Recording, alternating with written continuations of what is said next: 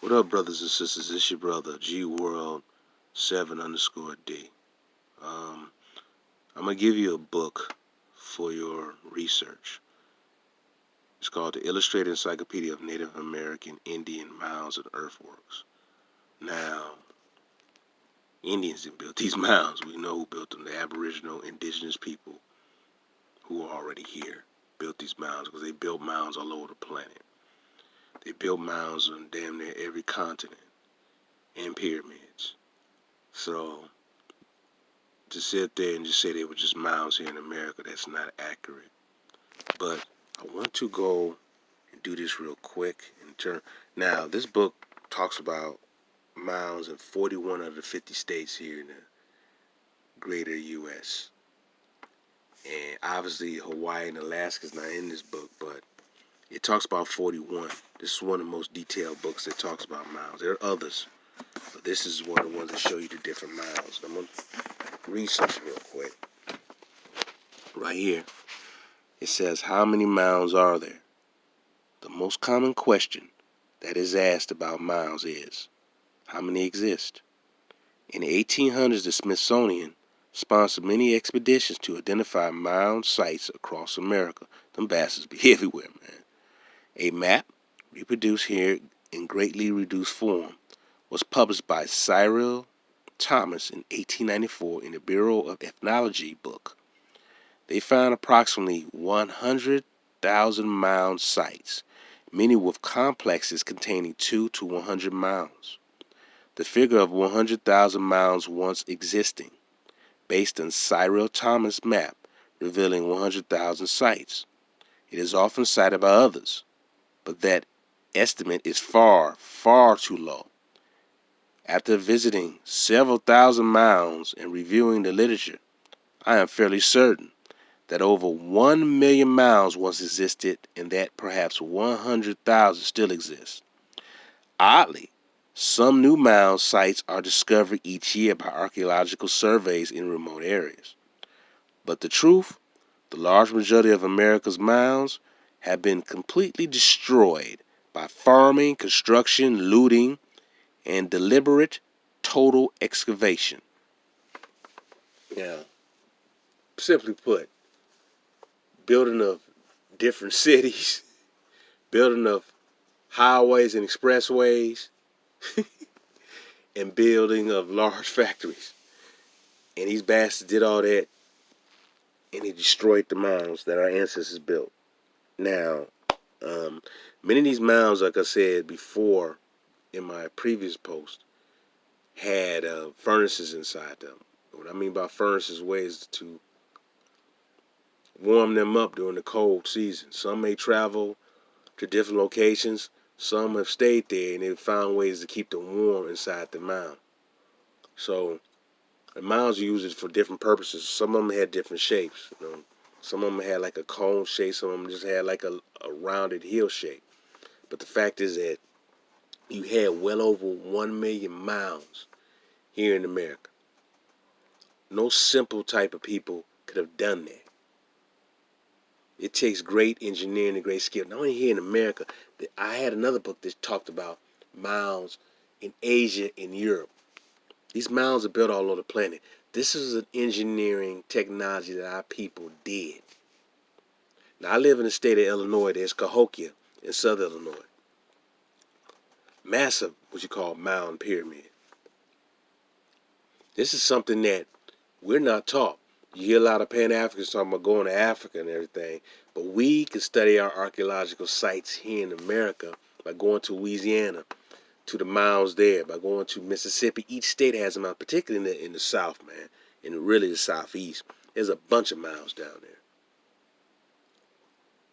So, but we just got to know this information, study. So I'm giving you this book as a good source to read. Now, there's other books that I have dealing with mounds, but this is the one to start off to read and do some good research regarding mounds.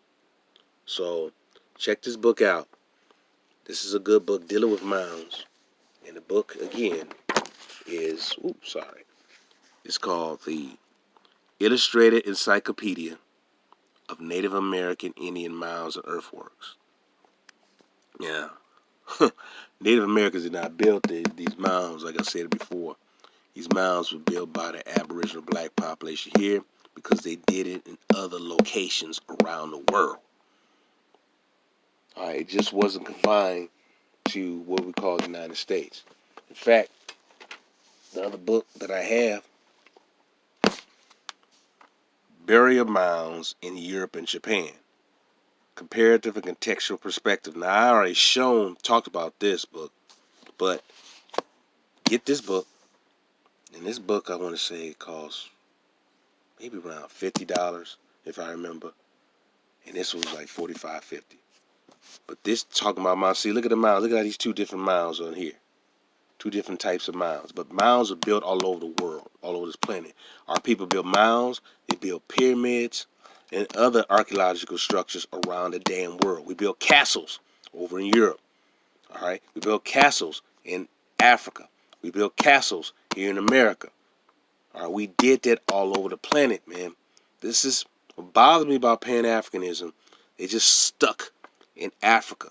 You need to get on the boat and travel the Pacific or travel the Atlantic and explore the other black civilizations.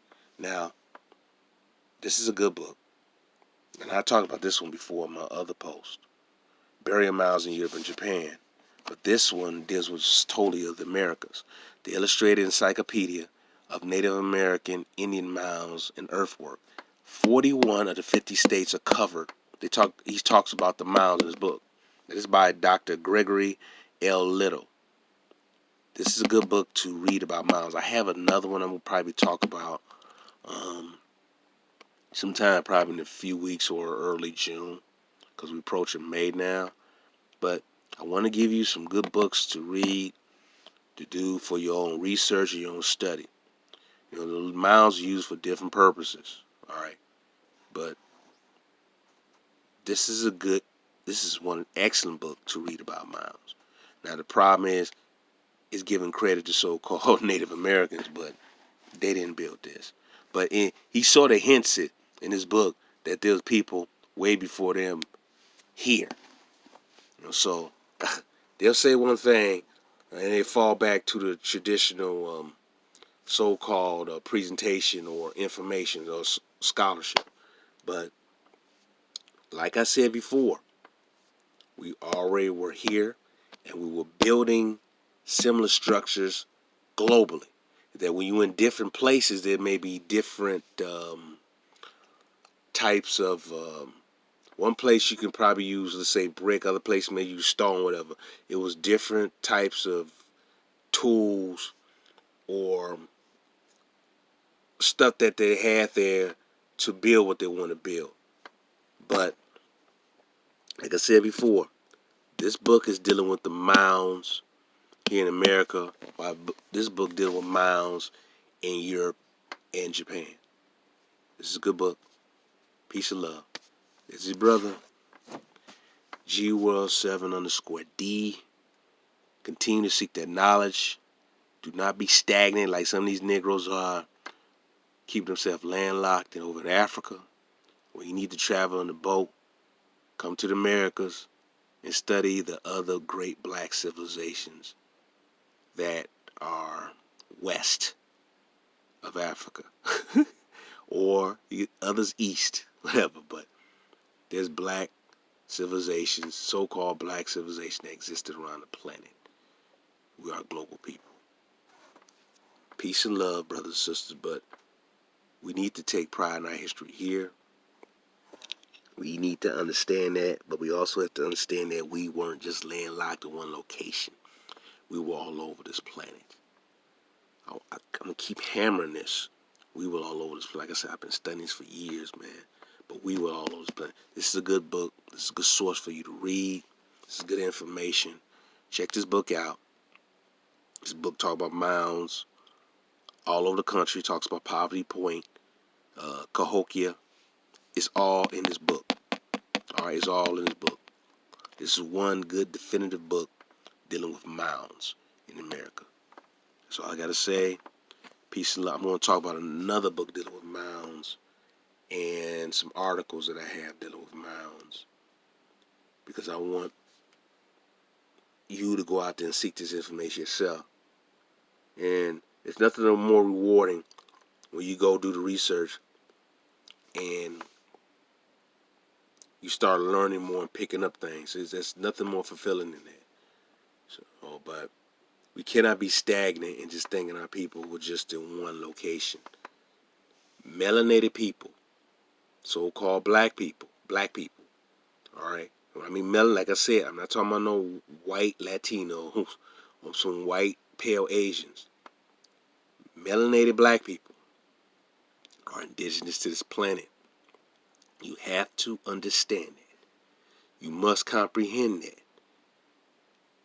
Melanated black people are indigenous to this planet.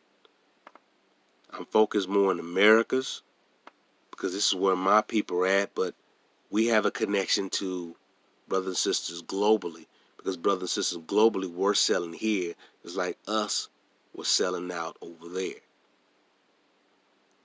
We explored the planet.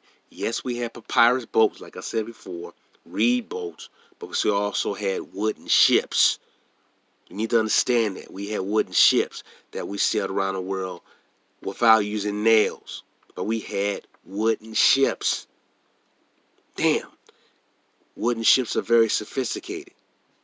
I'm not saying other ships weren't sophisticated, but when I mention the wooden ships, some of our people cannot fathom that we actually had that, and we used that to sail around the world, and we traded amongst each other, and we warred amongst each other. So, but this needs to be said. I'm going to end this.